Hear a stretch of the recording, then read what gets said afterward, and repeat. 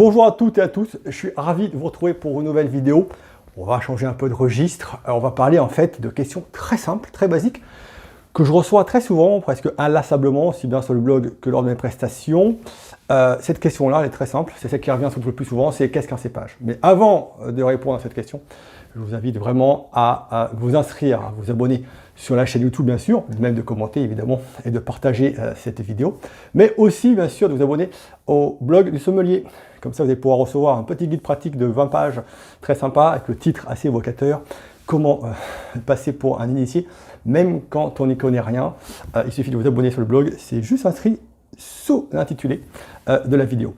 Alors, la question, comme je vous disais en introduction, qui revient le plus souvent, enfin peut-être même l'une des questions qui revient le plus souvent, c'est qu'est-ce qu'un cépage? Parce que, évidemment, c'est une question qui paraît tellement simple que en fait, j'ai pas idée qu'on puisse la poser en fait. Et c'est vrai que dans les cours de dégustation, dans les animations, évidemment, je parle de vin et il y a des personnes qui n'osent pas poser cette question toute simple, mais c'est quoi un cépage? Et en fait, il y a toujours une personne qui la pose et tout le monde est content parce que c'est une question qui est tellement évidente que en fait, peu de personnes osent la poser. Alors, c'est quoi justement un cépage? Alors, un cépage, c'est très simple, c'est une variété de raisin. Alors, il faut bien comprendre que le raisin qui est destiné au vin n'est absolument pas le même que celui qui est destiné à la table. C'est pour ça qu'on a deux variétés de raisins, ce qu'on appelle les raisins de table, donc destinés à table. La seule chose qu'on leur demande, c'est d'être bon, d'être croquant, d'être juteux, donc sucré, et bien sûr, si possible, d'avoir une peau fine, et même parfois, on demande à ces raisins de ne pas avoir de pépins. On trouve des raisins sans pépins, c'est extraordinaire, enfin c'est devenu n'importe quoi. Mais qu'importe, on a effectivement des raisins de table qui sont juste destinés à être bons, faciles à manger, avec une peau très fine et donc sucrée. Là où évidemment ces caractéristiques ne peuvent pas convenir pour un vin. C'est pour ça qu'on a effectivement des raisins dits de cuve. Et ces raisins sont donc destinés au vin. Alors, si vous avez déjà dégusté peut-être dans les vignes, si vous avez fait des vendanges ou si vous êtes allé voir des vignerons, notamment, pourquoi pas en plein été, ça peut arriver, lors de vos vacances, vous avez peut-être pu goûter des raisins qui étaient en cours de maturation, donc relativement sucrés, et vous avez peut-être pu remarquer qu'en goûtant le raisin qui est sur les pieds de vigne, il a un goût un peu différent, un peu plus complexe que celui qu'on retrouve effectivement dans nos assiettes. Alors forcément, il y a souvent, on remarque une peau souvent plus épaisse. Cette peau, on va justement avoir des tanins, mais ça, j'y reviendrai dans une autre vidéo. Et donc forcément, on va avoir des raisins qui sont à la fois parfois un peu sucrés, selon le degré de maturité du raisin, et aussi acides. Donc on va avoir différents éléments qui font que le raisin, quand il est bien mûr, il reste bon, mais il y a des caractéristiques, un peu d'acidité, un petit peu de tanin. Donc ça va apporter forcément un peu plus de complexité, et c'est pour cela qu'effectivement, on n'a pas du tout les mêmes variétés de raisins entre ceux qui sont destinés à manger à la table et ceux qui sont destinés au vin. D'accord? Alors, on commence déjà par ça, et bien sûr, un cépage en tant que tel est une variété de raisins destinés au vin, donc de raisins de cuve. Alors, on a à peu près en France 250, 300 cépages. Alors il y en a qui sont anciens, qui disparaissent, il y en a qui réapparaissent. On n'a pas un nombre absolument exact, mais on estime qu'effectivement en France, on a à peu près 250 à 300. Alors, évidemment, on ne va pas obliger en fait les gens à connaître tous les cépages. L'essentiel quand on débute dans le vin, c'est au moins de connaître les principaux cépages. Alors, ce qui est plutôt rassurant, c'est qu'on peut estimer qu'on a les 6 ou 7 cépages principaux, les plus importants, qui quand même, en moyenne, on va dire que sont destinés à peu près à 80% des vins en France. Donc, les connaître, c'est déjà l'assurance d'être à peu près tranquille et de connaître les cépages principaux, en tout cas.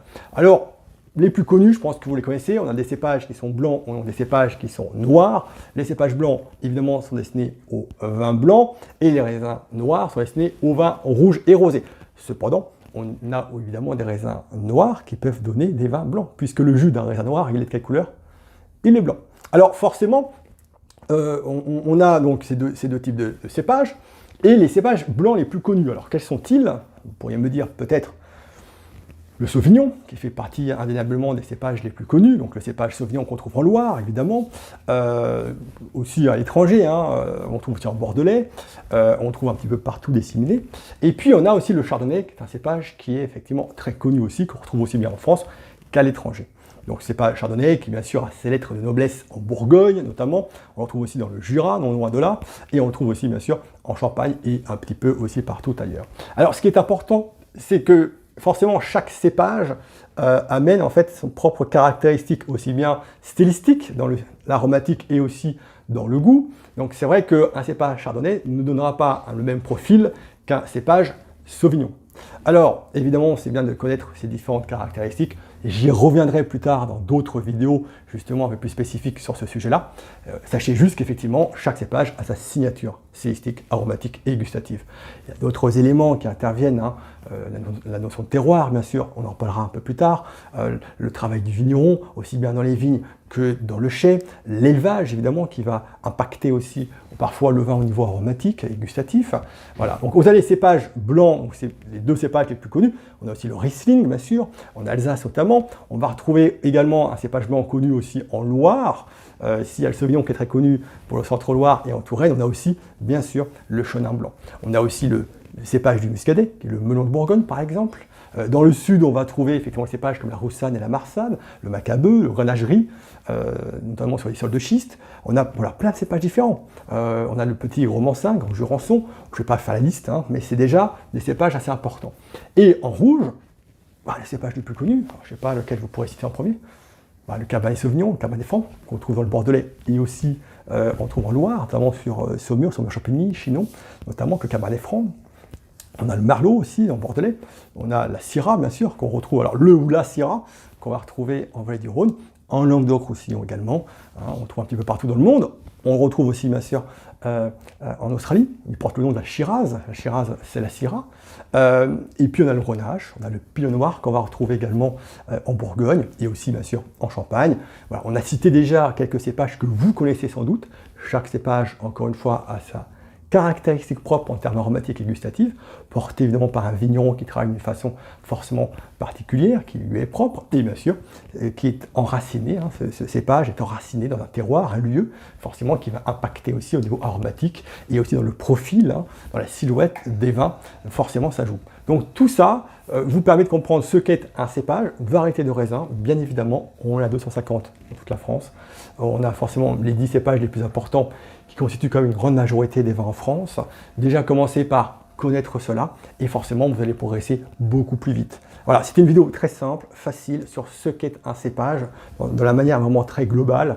Et je ferai des vidéos un peu plus précises sur peut-être chaque cépage pour vous aider justement à mieux appréhender les caractères assez particuliers de chaque cépage justement, afin que au fur et à mesure, quand vous goûtiez vous-même les vins, que ce soit à l'aveugle ou pas à l'aveugle, vous puissiez peut-être déterminer à terme, je crois qu'on est sur un cépage chardonnay ou un cépage sauvignon, parce que je crois reconnaître son aromatique ou son style. Voilà.